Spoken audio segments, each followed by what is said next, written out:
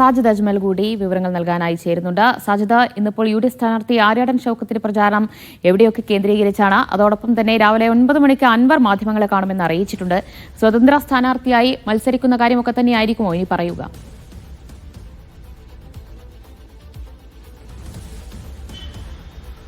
ദിവ്യ, ഇന്ന് ചുങ്കത്തറ അമരമ്പലം പഞ്ചായത്തുകളാണ് UDF സ്ഥാനാർത്ഥി ആര്യാടൻ ഷൗക്കത്തിന്റെ പ്രചരണം ഉള്ളത്. ആര്യാടൻ ഷൗക്കത്ത് ഈ ഓരോ പഞ്ചായത്തുകൾ കേന്ദ്രീകരിച്ചും ഓരോ ചെറിയ ഗ്രാമപ്രദേശങ്ങളിലൂടെ ഉള്ള യാത്രയാണ്. ഓരോ സ്ഥലത്തും ഈ വാഹനങ്ങളിൽ എത്തി അവിടെയുള്ള ആളുകളുമായി സംവദിക്കുക എന്നുള്ളതിനാണ് ഇപ്പോൾ ലക്ഷ്യം വെച്ചിരിക്കുന്നത്. ആ രീതിയിലുള്ള പ്രചരണമാണ് മുന്നോട്ട് പോകുന്നത്.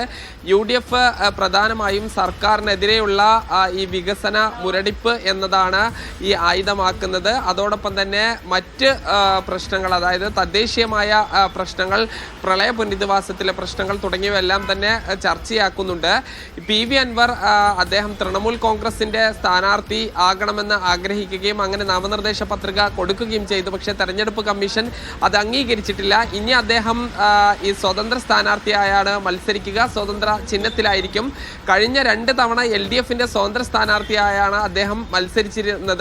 ഇത്തവണ ഈ സ്വതന്ത്ര സ്ഥാനാർത്ഥിയായി അദ്ദേഹം മത്സരിക്കുമ്പോൾ അദ്ദേഹത്തിന് ഈ കപ്പും സോസറും അതോടൊപ്പം തന്നെ ഓട്ടോറിക്ഷ തുടങ്ങിയ ചിഹ്നങ്ങളെല്ലാമാണ് അദ്ദേഹം ആവശ്യപ്പെട്ടത്. ഈ ഓട്ടോറിക്ഷ ചിഹ്നത്തിലായിരുന്നു അദ്ദേഹം കഴിഞ്ഞ തവണ മത്സരിച്ചത്. ഈ സ്വതന്ത്ര സ്ഥാനാർത്ഥി എന്ന നിലയ്ക്ക് അദ്ദേഹം എത്രത്തോളം വോട്ട് പിടിക്കും എന്നുള്ളത് വളരെ പ്രധാനപ്പെട്ടതാണ്.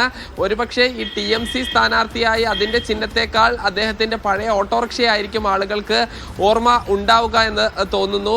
അദ്ദേഹം ഇന്നും ഇന്നലെയും എല്ലാം തന്നെ ചില വ്യക്തികളെ കൂടിക്കാഴ്ച നടത്തുന്ന തിരക്കുകളാണ് ഉള്ളത്. ഒരു പരസ്യ പ്രചരണത്തിലേക്ക് അൻവർ ഇതുവരെ ഇറങ്ങിയിട്ടില്ല. ഇന്നും ആ രീതിയിലായിരിക്കും ഉണ്ടാവുക. 9 മണിക്ക് അൻവർ മാധ്യമങ്ങളെ കാണും. ഇതിൽ മുഖ്യമന്ത്രിക്കുള്ള മറുപടി, അദ്ദേഹം ഇനി തെരഞ്ഞെടുപ്പിൽ എന്തൊക്കെ കാര്യങ്ങൾ സ്വീകരിക്കും തുടങ്ങിയവ എല്ലാം തന്നെ പറയുമെന്നാണ് പ്രതീക്ഷിക്കുന്നത്. അതോടൊപ്പം തന്നെ ഈ പ്രതിപക്ഷ നേതാവ് VD സതീഷിനെതിരെ അൻവർ നിരന്തരം വിമർശനങ്ങൾ ഉന്നയിച്ചുകൊണ്ടിരിക്കുന്നു. ആ കാര്യത്തിലും കൂടുതൽ കാര്യങ്ങൾ എന്തെങ്കിലും പറയുമോ എന്നതിൽ ഒരു വ്യക്തതയില്ല. അതോടൊപ്പം ഈ മുഹമ്മദ് റിയാസ് നവകേരള സദസ്സുമായി ബന്ധപ്പെട്ട് പലരോടും ഭീഷണിപ്പെടുത്തി പണം വാങ്ങിയെന്ന ആരോപണം, അതിൻ്റെ ഓഡിയോ രേഖകളും തൻ്റെ കൈവശമുണ്ട് എന്ന് പറഞ്ഞു. ഇനി തെരഞ്ഞെടുപ്പിൻ്റെ അവസാന ലാപ്പിലേക്ക് കടക്കുമ്പോൾ ഇത്തരം വല്ല ഓഡിയോകളും പുറത്ത് വിടുമോ എന്ന കാര്യവും കാത്തിരുന്ന് കാണേണ്ടതാണ്. ദിവ്യ, എന്തായാലും TMC സ്ഥാനാർത്ഥിയെ മത്സരിക്കാൻ കഴിയുന്നില്ല എങ്കിലും സ്വതന്ത്ര സ്ഥാനാർത്ഥിയായി തന്നെ മത്സരിക്കാനാണ് അൻവറിന്റെ നീക്കങ്ങൾ. PV അൻവറും അതുപോലെ തന്നെ UDF സ്ഥാനാർത്ഥി ആര്യാടൻ ഷൗക്കത്തും പ്രചാരണവുമായി മുന്നോട്ട് നീങ്ങുകയാണ്.